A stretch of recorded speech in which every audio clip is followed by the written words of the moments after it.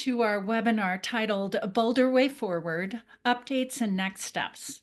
I'm Dr. Susan Madsen, founding director of the Utah Women in Leadership Project, and I'm also the Karen Haight Huntsman Endowed Professor of Leadership in the John M. Huntsman School of Business at Utah State University. And I'm the host, will be presenting, but also moderating, as we'll have a number of people in and out to give you some different perspectives that I think you'll really appreciate. This event is hosted by the Utah Women in Leadership Project in support of A Bolder Way Forward. So the mission of the UWLP is to strengthen the impact of Utah girls and women. We serve Utah and its residents by first, producing relevant, trustworthy, and applicable research. Second, creating and gathering valuable resources. And third, convening trainings and events that inform, inspire, and ignite growth and change for all Utahns.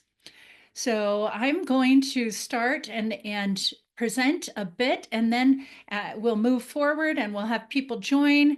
We'll go in and out, and hopefully you enjoy this format, but also getting some updates of where we're at. Some of you may be joining for the first time, don't know much about A Bolder Way Forward. We won't set the whole stage, but you can get to that video on our website, abolderwayforward.org.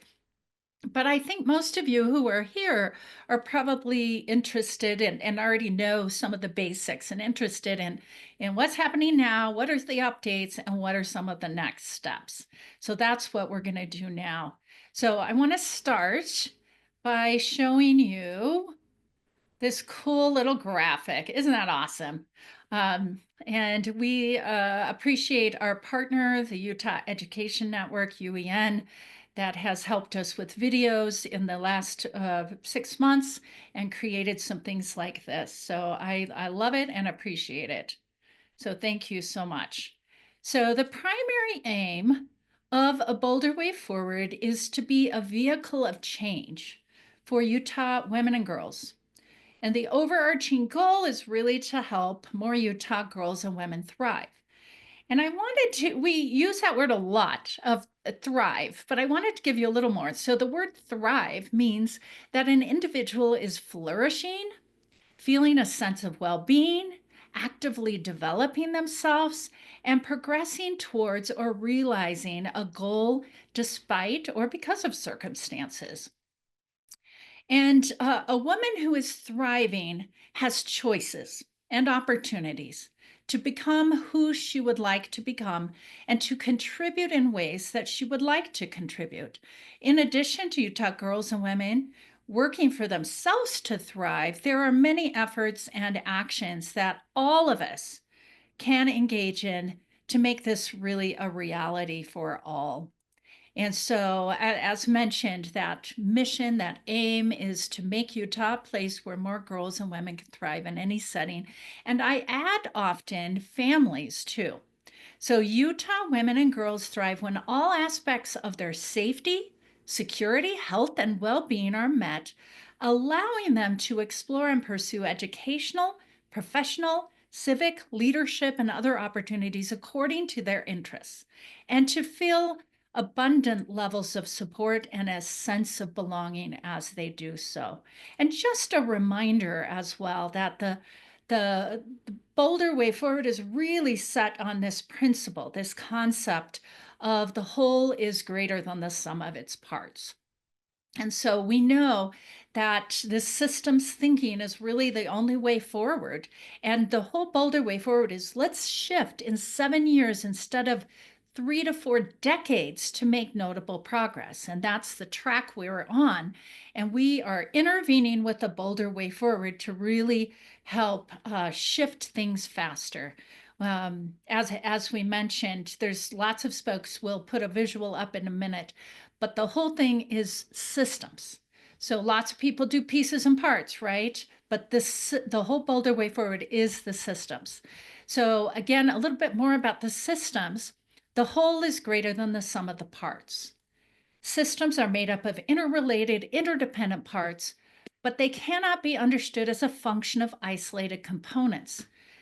The relationship between the parts is critical, and this is key to more boldly advancing a common cause.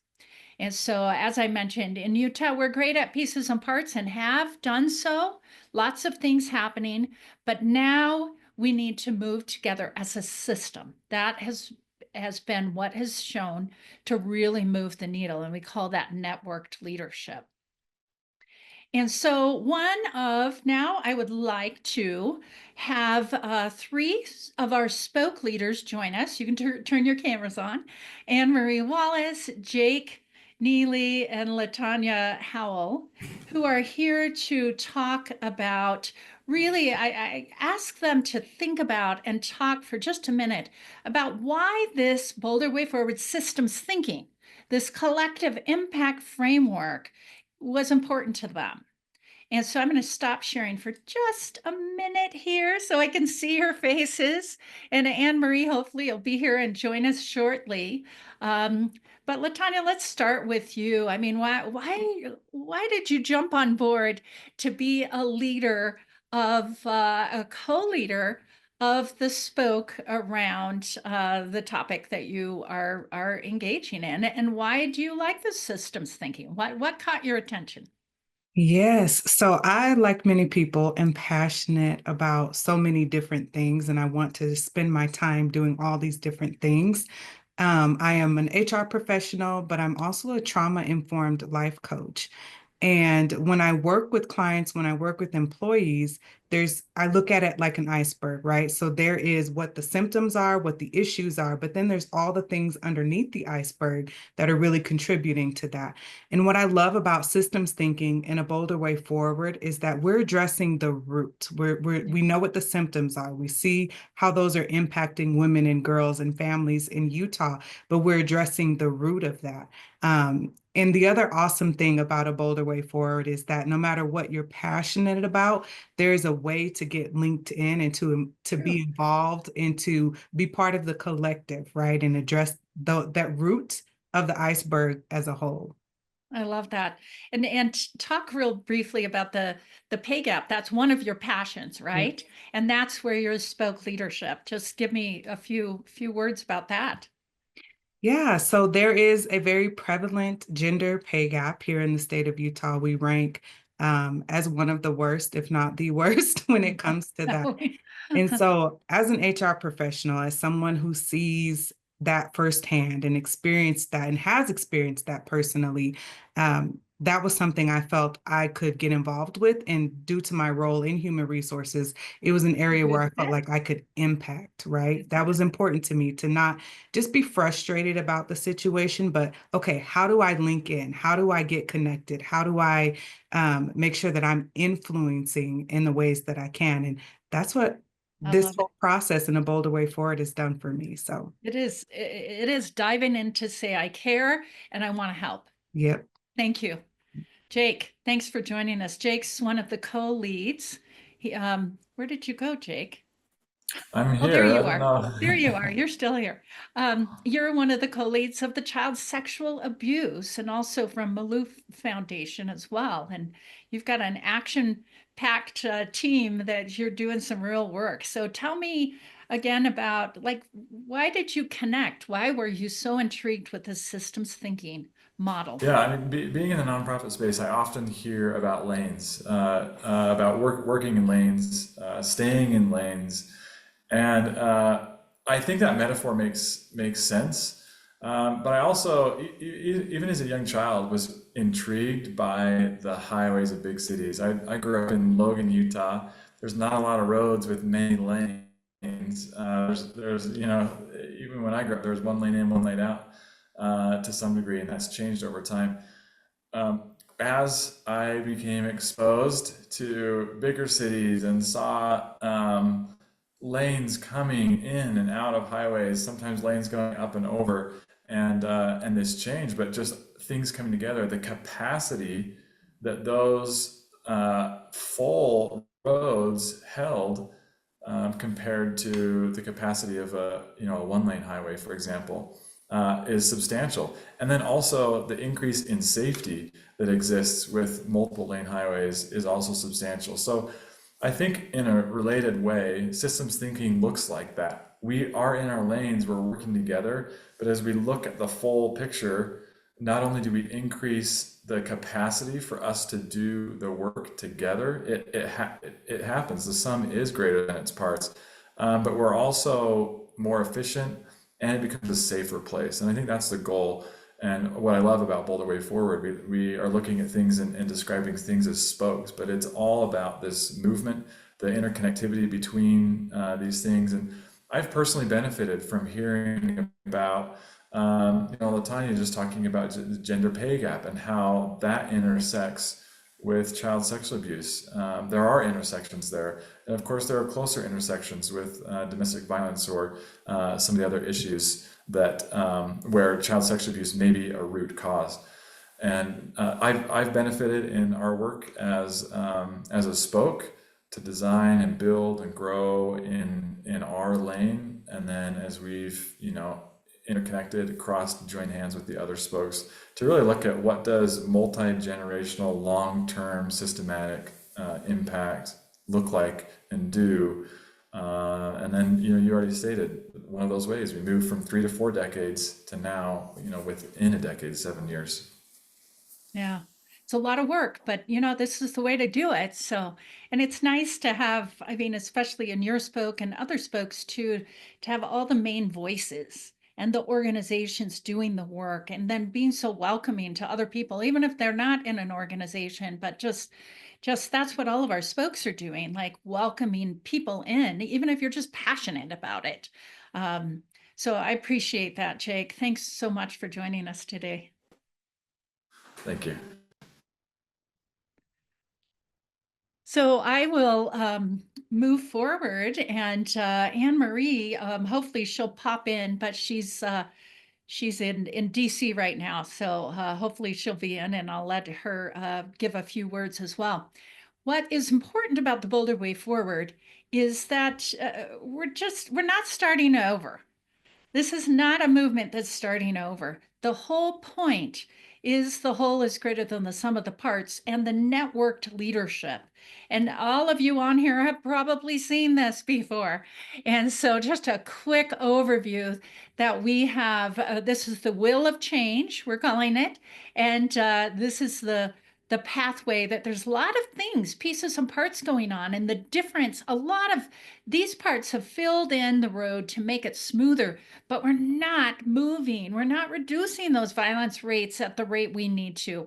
In fact, some are increasing with everything that's going on. We're not increasing the opportunities like we need to. So how do we do better? We come together in this Boulder Way Forward movement with these 5 categories, 18 spokes, and each spoke really has a will in and of itself.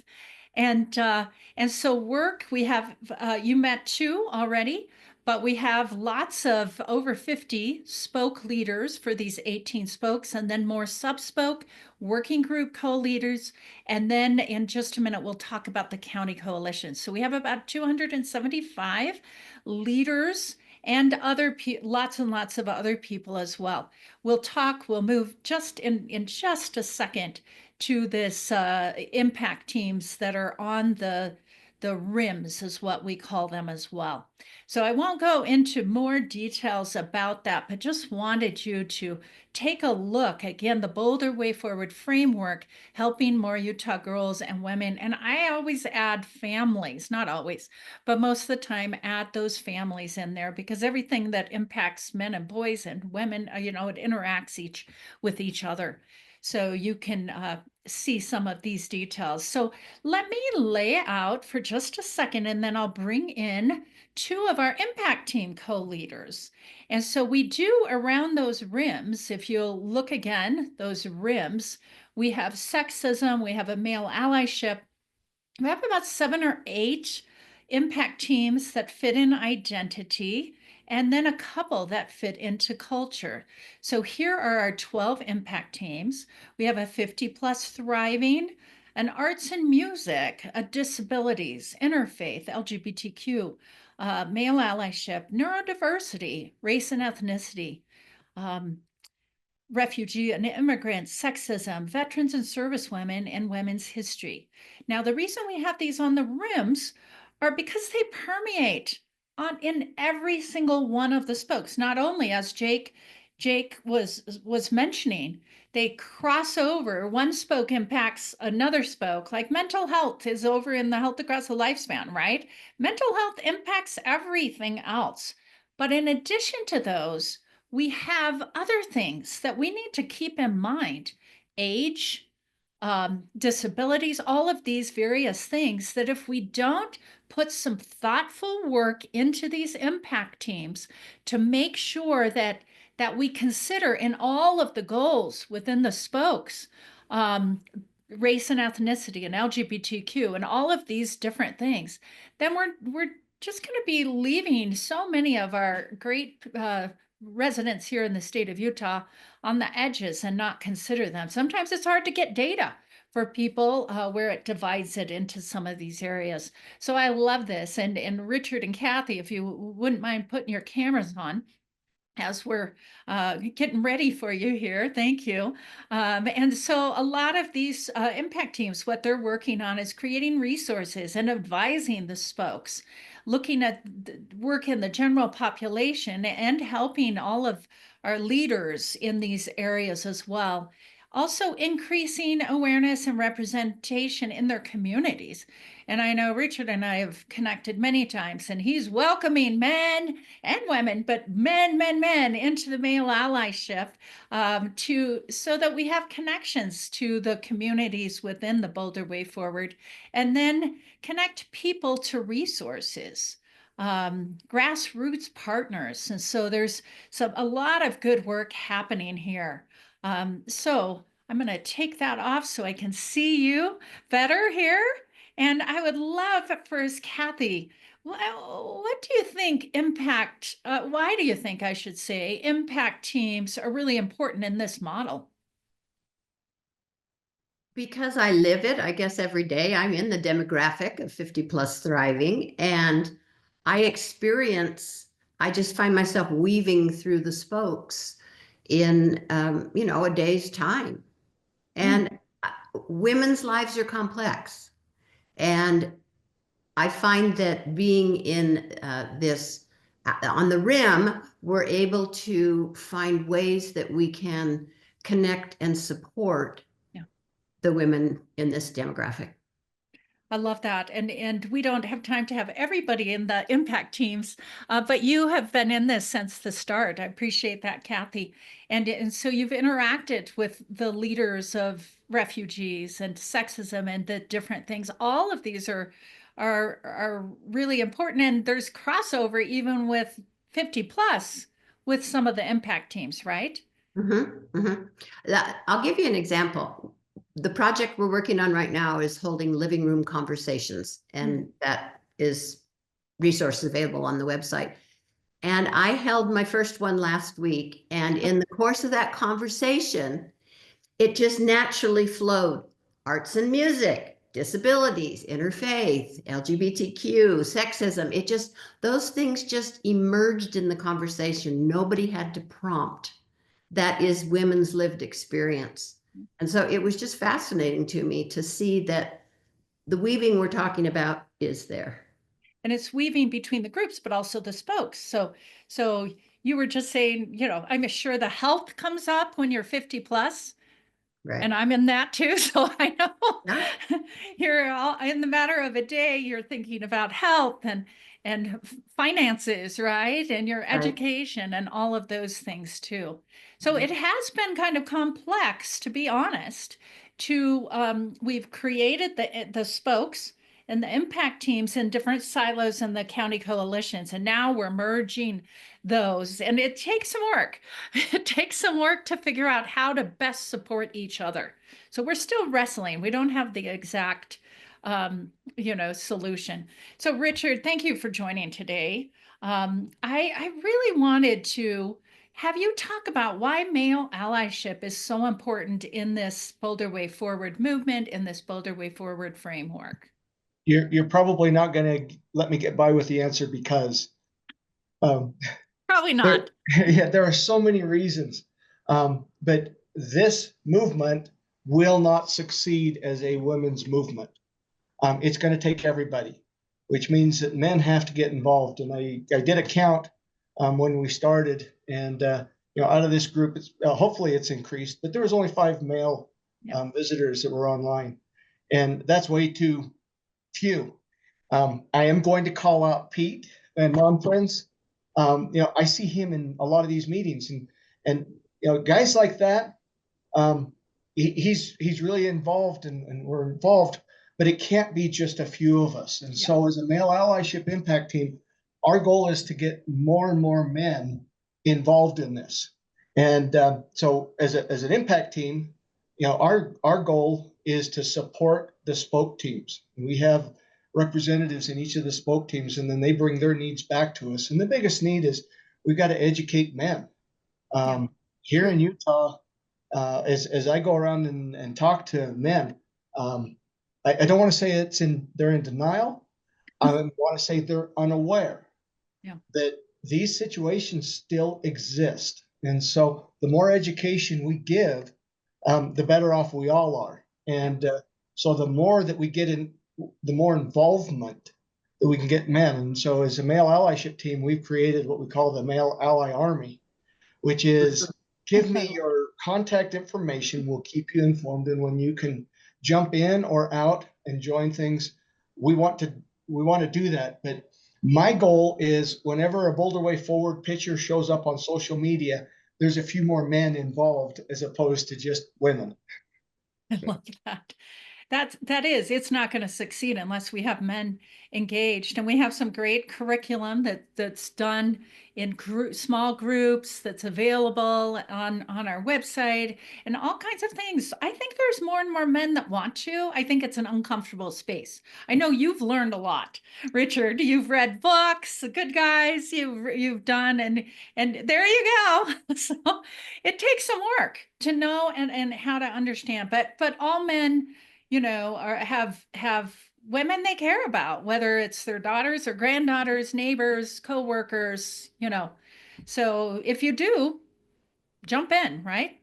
Yeah. Well, they've got to find their comfort space. Yes. And I say that meaning they've got to jump in where they can and understand it. Yes, it's an uncomfortable learning, but it's a journey that we all need to go on. And it's not just men and women.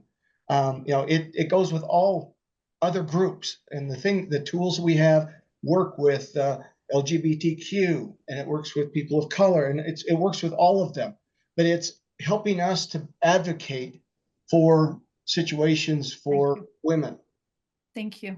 Thanks, both of you, so much. Appreciate you being here. Anne Marie, you're in DC. Pop on your camera. Anne Marie is the spoke leader, one of the spoke leaders for entrepreneurship, and has been engaged. Can you get that back on, Anne Marie? She might be struggling there. So I'll move forward, and when she can get her camera on, we'll move there. So again, one last look at the various impact teams, and if you're thinking of where to join, you've seen our 18 spokes and impact teams as well. So next, after impact teams, I want to talk really briefly. Oh, Anne Marie, you're back on. So let me come over here and give you just a couple of minutes to talk about why this systems thinking is so important to you. Thank you. And thanks for being so patient. I hope you can hear me. Yes. I found a quieter corner. So thank you, everybody. For me, this movement is, of course, I'm really passionate about the entrepreneurship part of it. And the systems thinking, I think, is really important for thinking about the parts are so much more synergistic together. And even just thinking about how our centers try to collaborate throughout the state, it only confirms that this is the right way to do things. And collaboration is always the best way to accomplish the very most. For our center, or not our center, excuse me, for our spoke, we're working on a proclamation that's multifaceted, that really involves organizations and individuals and how they can support women-owned businesses in our state collectively, that's more powerful and more influential than doing it all by ourselves. Something that's really come about that we've done as a center because of our county reps, which we've been working with, is to come up with things that actually help the whole state, all the women in the state, not just individual areas, even though there's some things that are specific to an area, but the ideas that the county reps have come up with are actually beneficial for everyone. And I really appreciate even just the thinking being collaborative and systems thinking, even in our own county rep meetings. So that's something that's really been helpful to me. I love that. Thanks for jumping in. Appreciate you. Thank you. All right, I'm just going to take some minutes and go through a few slides. First, county coalitions. Grassroots is really key in this model to long-term societal change, and that means getting the messages to every city and neighborhood and family in Utah. So we have, and we'll come back to this in just a minute, county coalitions now in each of the 29 Utah counties. And coalitions are looking at who is already doing the work in each of the focus areas within their counties, connecting them with each other, as well as the statewide effort, and then filling in those gaps. So I just wanted to get from that picture, the categories, the spokes, the impact teams on the rims, just some good reminders there. And then have you understand that we have this grassroots movement as well, and we'll bring those back. But I wanted to, and if you were at the summit, you've seen these in June, but I wanted to tell you, so where have we been? So I'm going to move into that. And in my mind, when we started Boulder Way Forward, I said, here's a bridge. We're just getting the slats across the bridge. And I was thinking, okay, we'll start where it's pretty steady. And then we realized that actually building this movement, no other state has ever done it. It's kind of, so I have bridges. It's kind of slippery. It's kind of hard sometimes to get our footing as we're moving forward, doing something so unique. And sometimes we have pieces of the Boulder Way Forward that's stuck out there and we haven't connected them in. Sometimes we have bridges that have firm edges, and I'm thinking of society, right?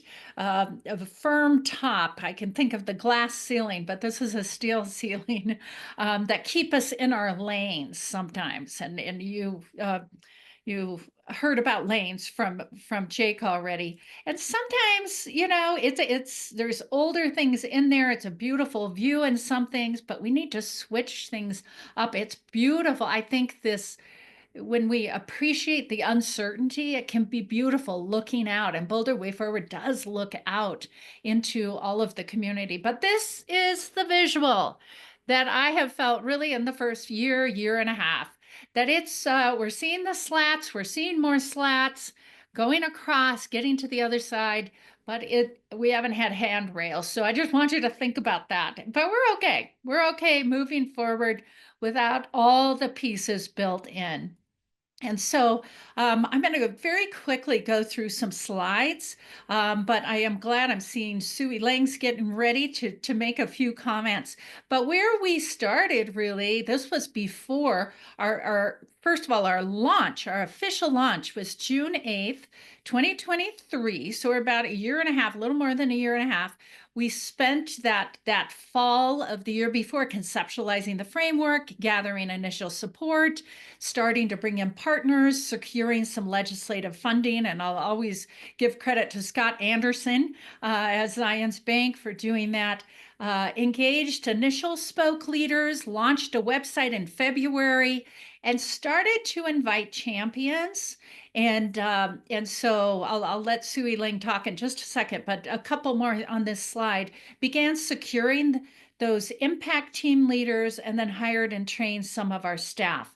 Sue Lang, thanks for jumping in and joining us today. I wanted to have you just talk for a couple minutes on why you are a champion and so encouraged and supported by Boulder Way Forward. Well, hello, friend. Hello, everyone. Thank you so much for joining us. I see the role as champion as simply being a cheerleader.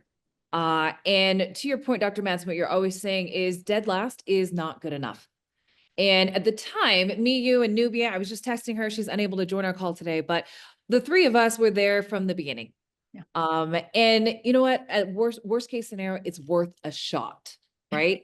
I also want to go back. We can't do worse than last. So it's worth a shot, trying something different that's never been done before. This is an opportunity to make history in the state of Utah and also have a significant impact on the communities that we serve.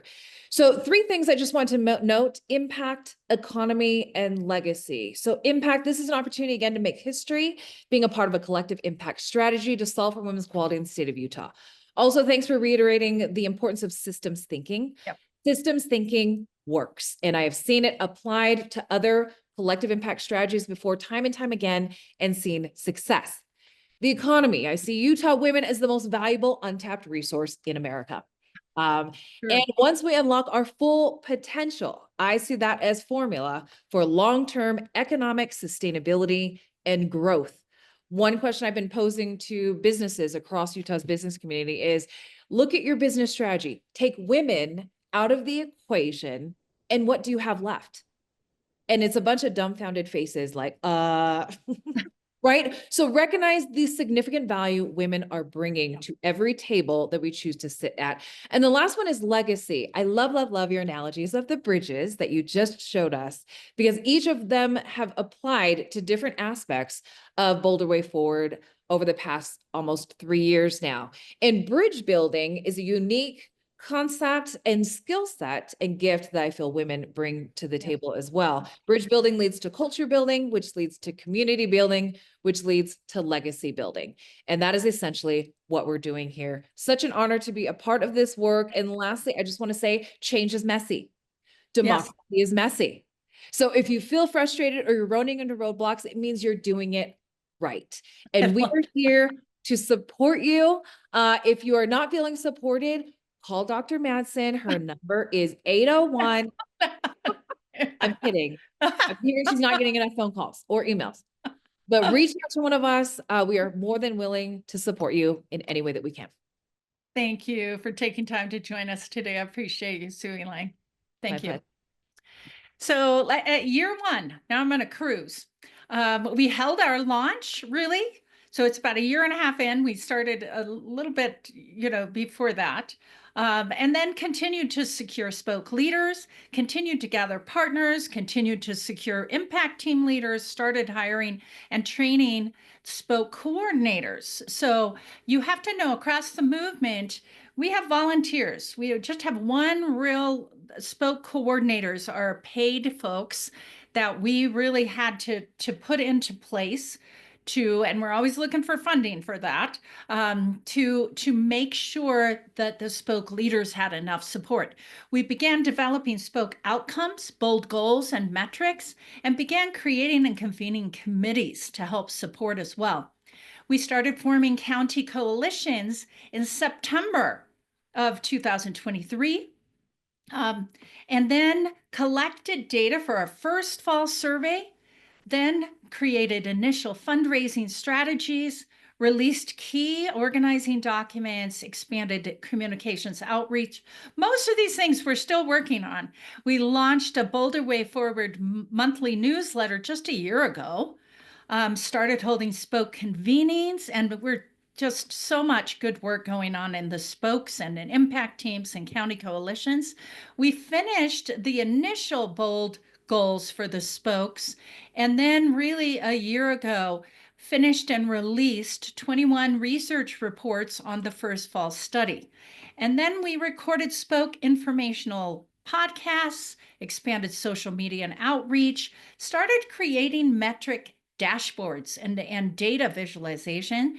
And then we held 18 spoke 2-hour think tanks about social societal change, started creating campus communities, completed creation of 29 county coalitions. That was May.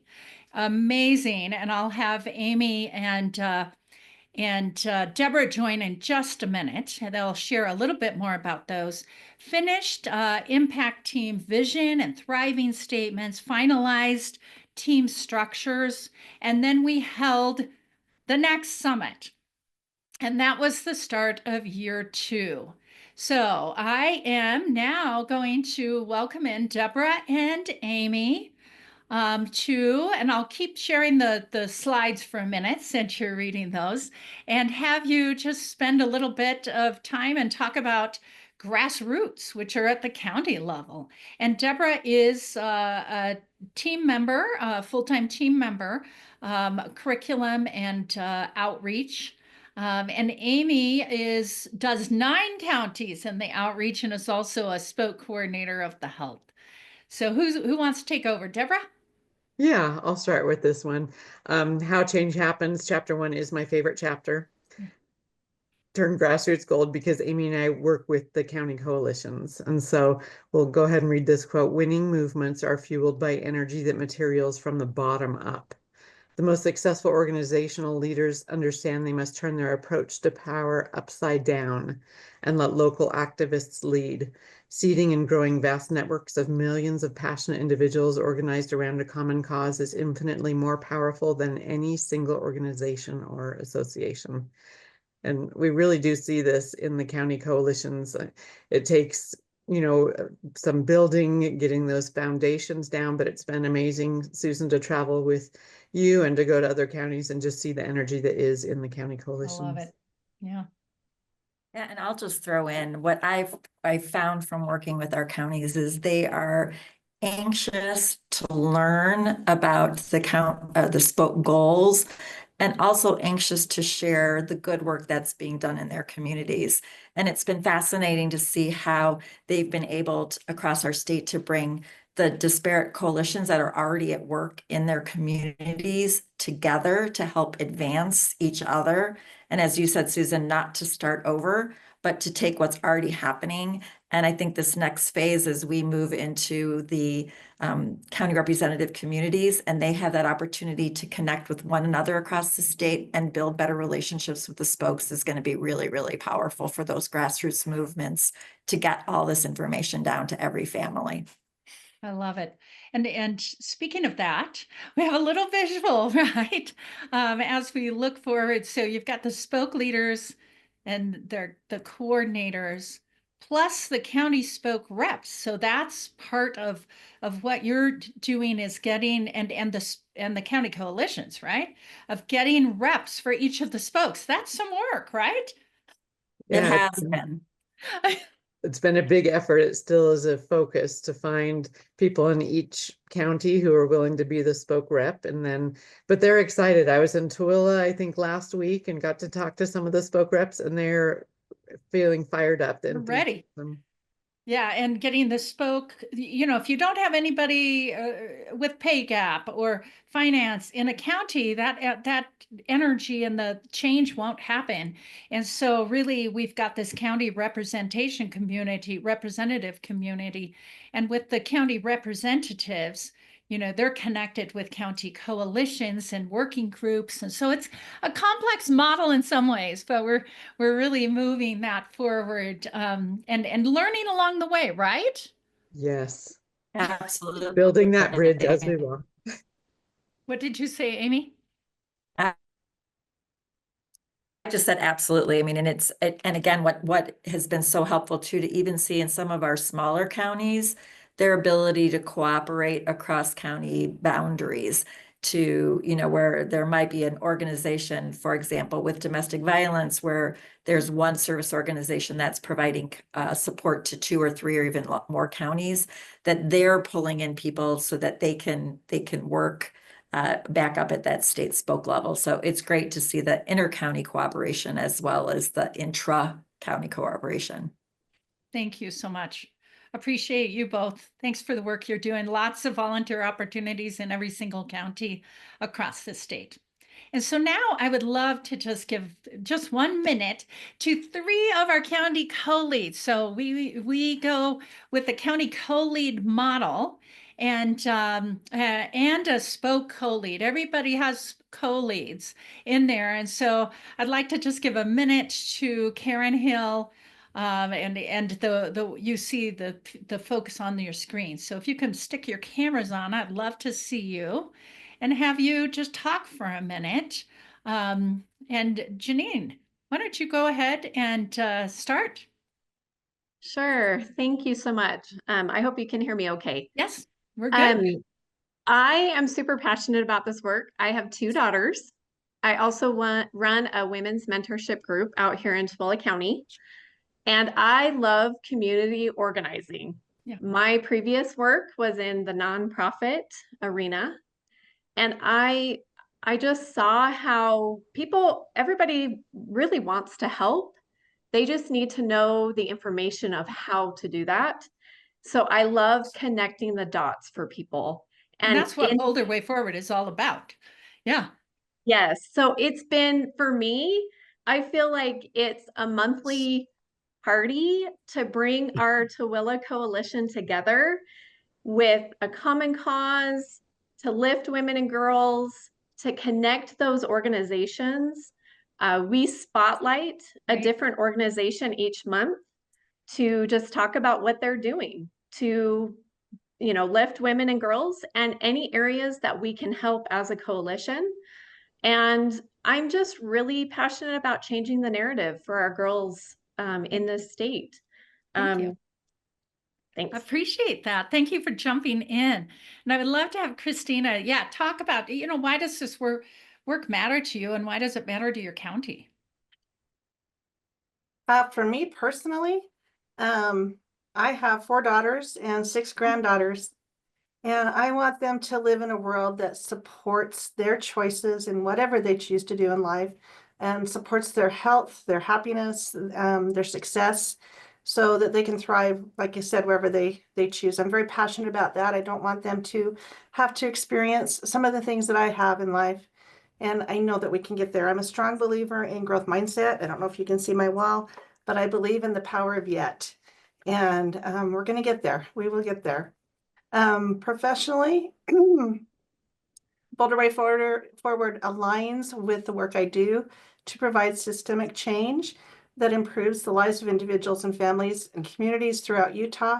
And in Carbon County specifically, where I live and work, it addresses the persistent challenges that we have. We have high intergenerational poverty. We have limited economic opportunities and access to mental health resources. And so with our spokes working together, with all the different community folks coming together, the coalitions, and we've brought them all together. And I know that working together, we can make changes and effect impact that results in a broader, more long-term impact on all women and girls in Carbon County and in Utah. So I'm very passionate about this, and I really am grateful for Dr. Madsen that you started this, but to allow all of us to be involved in all of this. I love it. I love it. And Carbon County is important to us, and Tooele County. I think we mentioned that, Janine.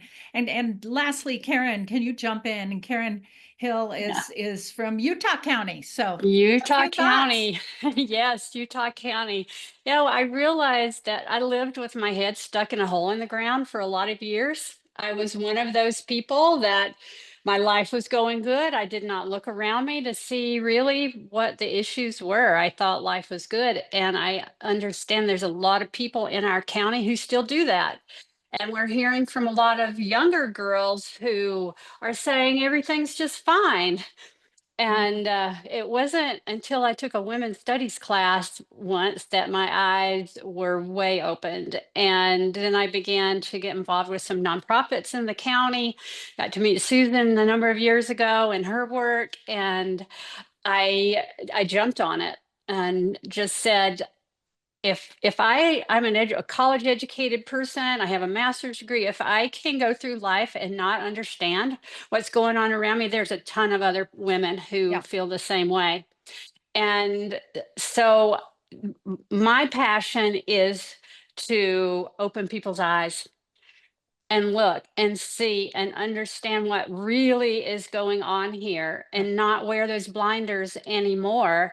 And because Utah County in the past couple of years has been designated as the fastest growing population in the country and the youngest population in the country, I feel like it's really important for us to reach a lot of women who are raising children Yeah. so that they can be informed and find their passion and know what they can do in their spheres of influence and make a real difference in the coming generation. I also have 3 daughters, 2 granddaughters. My one daughter just Lovely texted pair. me, said, "Mom, I'm on here today," because she is Oh, I amazing. love that. Yeah. I Yeah. love that. Thank you so much. And thank you for all 3 of you for your leadership. I appreciate that so much. I'm looking at the times moving along, so let me go quickly. So we also continued on as we move forward with doing lots of professional development workshops for our leadership, continued metric dashboards and data visualizations. We'll do it just a little bit in a minute. Of course, all the work in the spokes and sub-spokes and teams and coalitions and collaborations and committees have all worked forward. And then really in June is when we started really bringing the pieces together on our end. We had to kind of create them in silos to get a feel. And then increase partner recruitment, not just my team, but everybody across. We finished 2-pagers, wonderful 2-pagers for each spoke. So you can grab a 2-pager and go talk to your neighbor. Just little things even for you to get aware. We launched our comprehensive fall survey for the 2nd year. We worked with UWN on 18 informational videos, 1 for each spoke as well. And then we're getting close to where we are now. Increased efforts to raise awareness of areas of focus. And then I just want to do a shout out for 2 new courses. Deborah, who you met a minute ago, was so integral in creating these courses. They're not just video courses. You go in and use those, but you gather a group of 3 to 6 people, let's say, and go through a series of discussions being guided. So just know there's 1 for men here and 1 for women. We all have a space here. And then I would love to have Bree jump in and join me now. And so we have set bold goals. We as a collective, I should say, the spoke leaders and the coordinators have done so much work in this space. And so Bree, you've been working on these goals as well. And so we got to go quick through some of these slides, but give us a little background on what we're looking at here on these slides. Yeah, so as Susan mentioned, early last year in 2024, each spoke set some bold goals, and these all have a metric attached to them. So we know what the trajectory that we want to be on, and we're going to do a checkpoint in 2026 and hoping to accomplish and see this change by 2030. And each of these goals, it's important to remember, this is not just the spoke doing the work for these goals. These are goals for all of Utah. So it's through the systems approach with partner organizations and everyone across the state working together to make this happen. We've also got dashboards for all of the goals as well as our fall survey results. And you can find those on this dashboards page. So we have a separate dashboard that shows Utahns' perceptions based off of their agreement or disagreement with our fall survey questions. And we're currently updating those with our most recent results from 2024. And you'll be able to see our goals for those targets for 2026 and 2030 as well. So they can play around here and see it by gender. You can filter and see, how the responses shift when you change a demographic. And we've got some statistical means as well with our improvement goals on each of those items. So that is currently, hopefully in the next 30 days, we'll see 18 new updates to those fall survey dashboards, and you'll be able to see the change and where we're at. Our other dashboards are focused on the other goals that are not on the fall survey. So for example, here you can see that I think on the left is our workforce development, a couple of their goals, and you can see where our baseline data is for 2023 and our target for 2026 and 2030. The cool thing with these dashboards, if you hover over any of those data points, you can see the full goal statement. And so it gives you a little more context and allows you to really understand what you're looking at. Thank you so much. And thank you, Bree, who's the statewide impact manager, who is in the weeds every day with all of this stuff. So we appreciate you. And I wanted to have you stay with us because in this systems thinking model, partners are absolutely critical, bringing the partners together. And so we have we have organizational partners, whether education, government, nonprofit, religious, business, are committed to the mission of making Utah a place where more girls and women can thrive. And there's three kinds of partners. Tell us real quick about the leadership partners. Yeah, so our leadership partners are organizations or companies who support their employees being engaged within a bolder way forward, whether that's as a leader in a county coalition, within a spoke, an impact team, a working group. So it is a very collaborative partnership.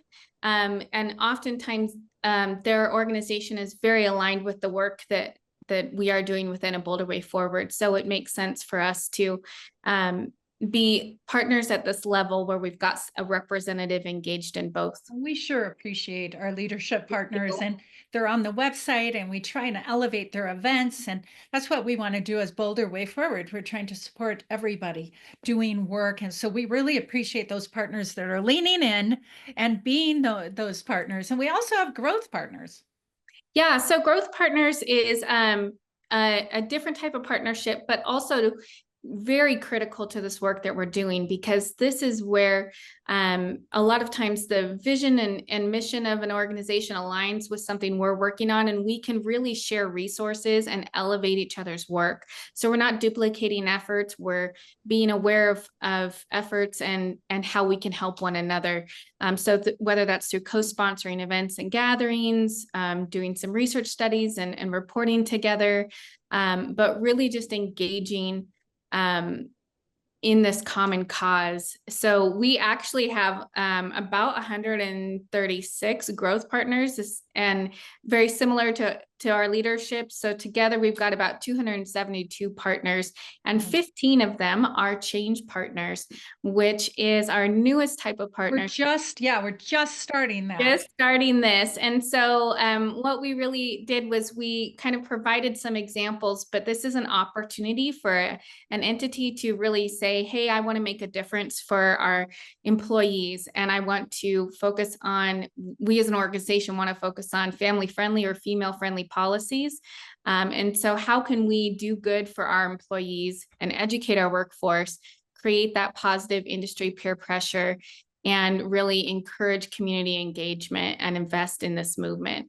So each company kind of goes through and lists, hey, these are the three things we're going to focus on this year. And then we're able to check in and see how that's had an impact on their business and their employees. And give them some kudos online or different things as well. Yeah. Because this is something they're choosing to do. And so it's an exciting new type of partnership. And we've got a quick and easy way for an entity to fill that out online. If you go to our partnership page, you can just say, sign up to be a change partner, and it takes you right there. And so they're companies, organizations, workplaces, congregations. It can be any kind.